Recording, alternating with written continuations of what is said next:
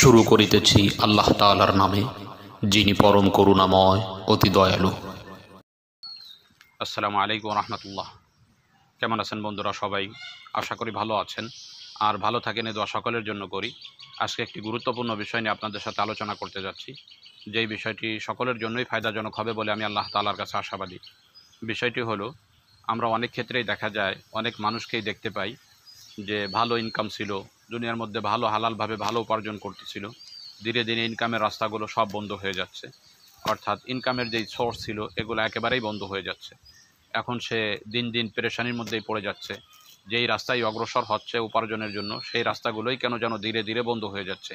এইরূপ একটা অবস্থা চলমান যাদের চলতে থাকে, তাদের জন্য কী কী কাজ করলে এই দরিদ্রতার অবস্থা দূর করা সম্ভব এবং আগের মতো পূর্বের অবস্থায় অর্থাৎ ধনাঢ্য অবস্থায় ফিরে আসা সম্ভব, সেই বিষয়টা নিয়ে আলোচনা করতে যাচ্ছি।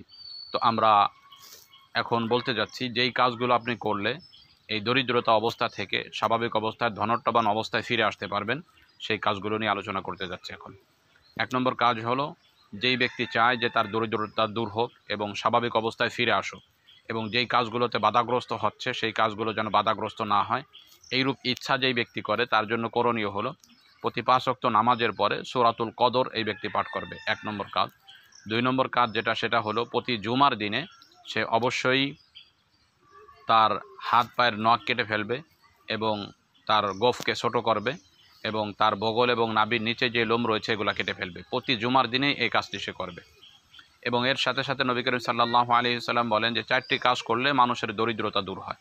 তার মধ্যে ১ নম্বর কাজ হলো, যেই ব্যক্তির প্রতিদিন সকালে প্রত্যুষে ঘুম থেকে ওঠা, অর্থাৎ ফজরে আজান হওয়ার সাথে সাথেই ঘুম থেকে উঠে যাওয়া ১ নম্বর কাজ। ২ নম্বর কাজ হলো, যেই ব্যক্তি এই দরিদ্রতা দূর করতে চায়, তার জন্য ২ নম্বর কাজ হলো, সে অবশ্যই প্রতি ওয়াক্ত নামাজের পূর্বে অজু অবশ্যই করে নেবে, অজু করে নামাজ পড়বে। ৩ নম্বর কাজ হলো, বেতের নামাজের পরে দুনিয়াবি কোনো কথার মধ্যে লিপ্ত না হওয়া, অর্থাৎ যদি ঘুমের প্রয়োজন হয় অতি দ্রুতই ঘুমে যাওয়া, এবং বিশেষ কোনো কাজ থাকলে সে ব্যক্তি করতে পারে যথাসাধ্য অতি দ্রুত ঘুমিয়ে যাওয়া, দুনিয়াবি কোনো কাজ করা।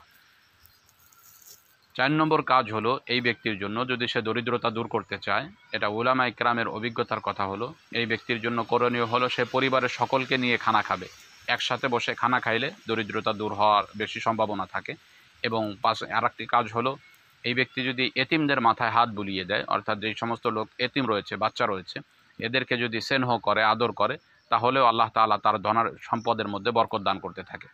এই যে কিছু কাজ বলা হলো, এই কাজগুলো যদি গুরুত্ব সহকারে করা যায়, এবং এর পাশাপাশি মসজিদে প্রবেশের সময় ডান পা দিয়ে মসজিদে প্রবেশ করা, এবং মসজিদ থেকে বের হওয়ার সময় বাম পা দিয়ে মসজিদ থেকে বের হওয়া, জুতা পরিধান করার সময় ডান পায়ে প্রথমে জুতা পরিধান করা, এবং খোলার সময়ও ডান পার জুতা আগে খোলা, এই কাজগুলো যদি করা যায়, তাহলে আশা করা যায় আপনার দরিদ্রতার যে সমস্যাগুলো রয়েছে এগুলো চলে যাবে, এবং যেই কাজগুলো বাধাগ্রস্ত হচ্ছিল এই কাজগুলো বাধা চলে যাবে, এবং আপনি স্বাভাবিক জীবনযাপনে ফিরে আসতে পারবেন ইনশাআল্লাহ।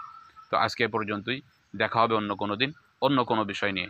আসসালামু আলাইকুম ওয়া রাহমাতুল্লাহ।